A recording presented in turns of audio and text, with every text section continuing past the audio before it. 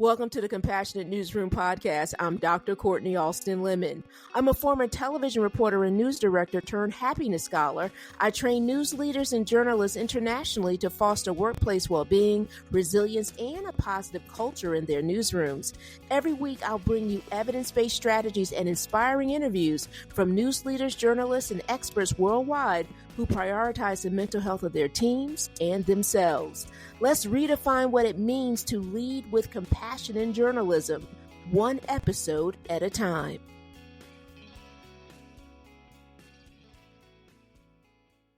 Happy Wellbeing Wednesday. Welcome to episode 5.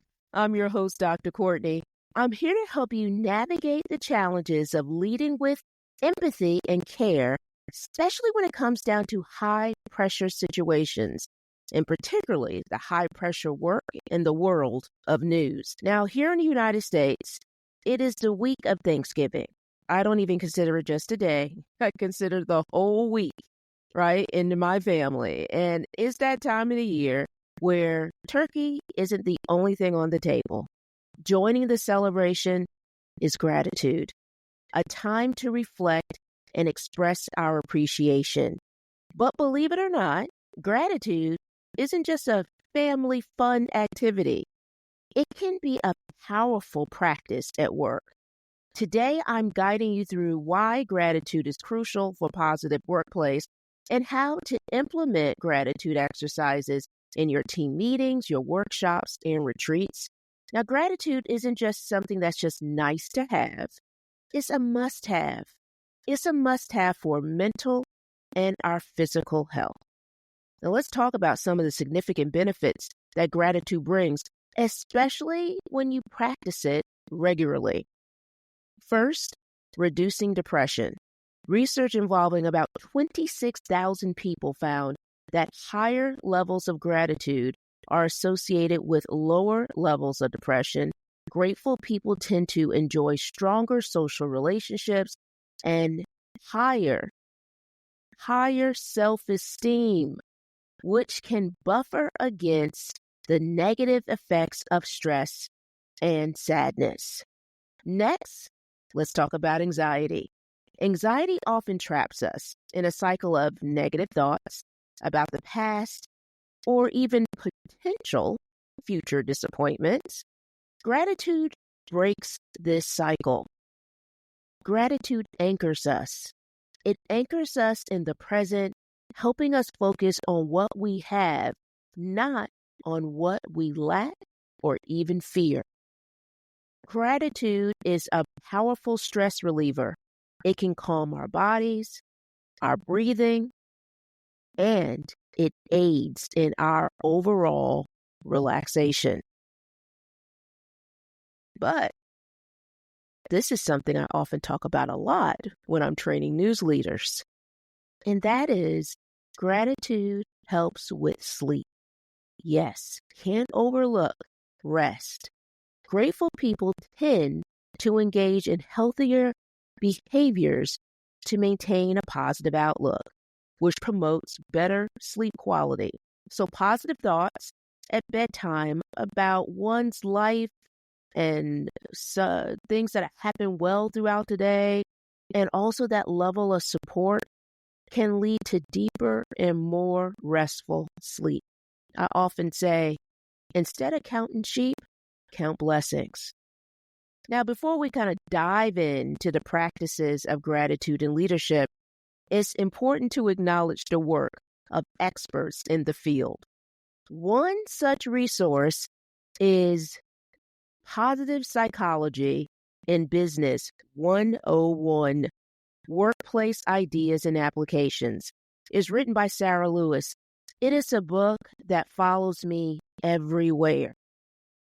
In her book, Lewis provides insightful frameworks as it relates to gratitude, and she's also inspiring this discussion today on integrating gratitude into our daily leadership practices. This is a structured approach to appreciation that's not just about uplifting, but it's about being transformative. transformative as it relates to your team environment. I have embraced her methods in my meetings, and I will say it's wonderful to see how people respond to them. I have embraced them in my meetings at the university. I've also embraced them in my monthly meetings as the founding co-chair of the National Association of Black Journalists Wellness Task Force. Every month when we come together, we start off our meetings with a strength-based question, and that is normally what we're grateful for. So there's so many benefits to embracing gratitude practices at the beginning of meetings. You can also do it at the end of meetings. The simple practice can really transform the tone of a meeting, even in a newsroom culture. So think about what and how you can add that within your meetings. But I'm going to walk you through really a structured way to do it. So at the start of a meeting, give everyone a moment of silence, just a minute or two to reflect. Ask them to write down 3 things that they're grateful for. Now, giving them that moment to reflect allows them to think through their response, opposed to, let's go around the room and everyone just share what they're grateful for. That moment of reflection really gives them an opportunity to sit, or better yet, savor that grateful reflection. Now, when it comes down to structuring that conversation in regards to the activity, first, you can start with, think about 3 things. The first one, gratitude for a colleague. This could be a specific person or the team as a collective. Perhaps someone had helped meet a really tough deadline, or maybe the teamwork on a recent special project in the newsroom was really particularly impressive. So that's a way of having them think of one element, remember out of the 3. Here's the second one, gratitude for the organization. This might relate to resources provided, the mission of the organization, or recent achievements that made everyone feel proud. What did that look like? I will tell you, my husband is a reporter in Charlotte for an incredible station, WSOC TV. When they were celebrating Ken's 25, 26 years on air, he thought it was interesting that they asked, "Hey, Ken, we need you to come to the main station," because my husband is actually the Gaston County Bureau reporter, so he operates in another office. And so he comes in that day, and he was greeted by a sea of yellow. Yellow representing our last name, Lemon. Everyone was wearing like yellow shirts.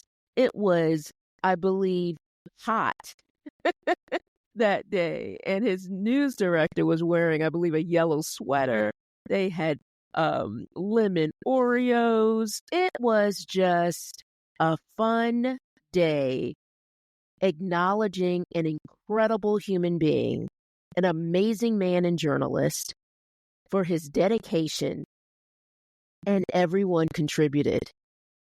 So that moment, I remember coming home talking about how grateful he was for his newsroom, his organization, every level of leadership that makes up his organization, grateful for. General manager, news director, producers. There wasn't a person that my husband missed, because that's how grateful he is and was for that day, and continues to be. Because think about it. When he reflects on it, it allows us to go right back there. It allows us to go be present on that very day. Even though I wasn't in the room, I feel like I was there. Every time he shares what he's grateful for that moment, and grateful for his organization. So that was number 2. Here's number 3. The third one, Sarah Lewis says, make it a free choice. Make it a free choice. Anything goes, whether it's professional or personal, something small, like a good cup of coffee. I've had those moments. Like, wow, coffee was great. Or it can be something huge as relates to a family achievement. It could be something as it relates to health, being grateful for the good health of yourself or a loved one, and you want to share it in your newsroom. So this gratitude activity really is powerful. It's very powerful. And think about this. After everyone has a moment to jot down their thoughts, and you go around the room, and everyone shares, this doesn't have to take long.